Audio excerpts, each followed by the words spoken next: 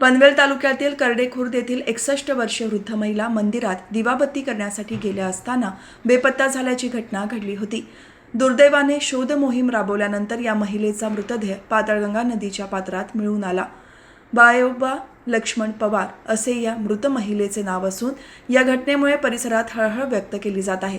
Bio Pawar या शनिवारी गावाच्या शेजारी असलेल्या नदीकाठच्या मारुती मंदिरात नित्यनेमाप्रमाणे दिवाबत्ती करण्यासाठी गेल्या होत्या। मात्र बराच वेळ होऊनही त्या घरी न परतल्याने कुटुंबियांनी त्यांची परिसरात शोधाशोध सुरू केली।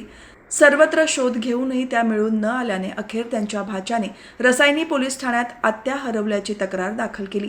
घटनेचे गांभीर्य ओळखून पोलिसांनी तातडीने ग्रामस्थांच्या मदतीने शोध मोहीम हाती घेतली। शोध सुरू असताना गुळसुंदे गावाजवळील पाताळगंगा नदीच्या पात्राशेजारी करडे गावाच्या हद्दीत त्यांची पादत्राणे पोलिसांना आढळून आली। त्यामुळे नदीपात्रात शोध घेतला असता एका महिलेचा देह पाण्यात तरंगताना दिसला। रसायनी पोलीस ठाण्याचे पोलीस निरीक्षक माळी यांनी तातडीने हेल्प फाउंडेशनला पाचारण केले। त्यांनी ग्रामस्थांच्या मदतीने मृतदेह पाण्याबाहेर काढला।